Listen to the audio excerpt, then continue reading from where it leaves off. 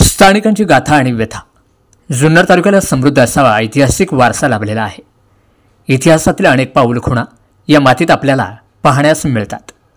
शौर्याचा रक्तरंजित इतिहास घडविणारे आणि लढणारी माणसं देखील याच मातीमधली. जुन्नरच्या पश्चिमेला असणाऱ्या आदिवासी भागाला देखील ऐतिहासिक महत्त्व आहे. इथे असणारी वाघासारखी शूरवीर माणसे, सह्याद्रीच्या घाटवाटा, कडेकपारी, देवराई, बन, स्मृती, शिळा, शिल्पे, मंदिरे, गडकिल्ले आदी ऐतिहासिक घटनांच्या अनेक वास्तू मूक साक्षीदार आहेत. जुन्नरच्या इतिहासाच्या पानामध्ये आदिवासींचा इतिहास अजूनही अपूर्णच आहे. या परिसराने अनेक सत्ता संघर्ष पाहिले व अनुभवले आहेत. या भागात भटकंती करत असताना अनेक ऐतिहासिक गोष्टी पाहायला मिळतात व अनुभवण्यास मिळाल्या. त्या फक्त स्थानिक लोकांच्या मदतीने. येणाऱ्या प्रत्येक व्यक्तीला इथल्या रानपाखरांनी भरभरून प्रेम दिले. अज्ञात स्थळांची माहिती दिली.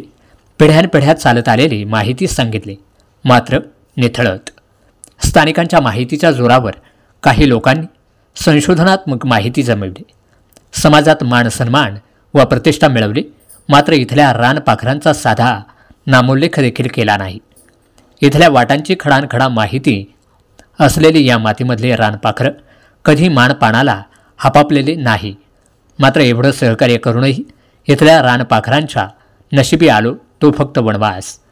स्थानिकांना डावलून कोणताही सन्मान न देता स्वतःचा मोठेपणा मिरवला जातो.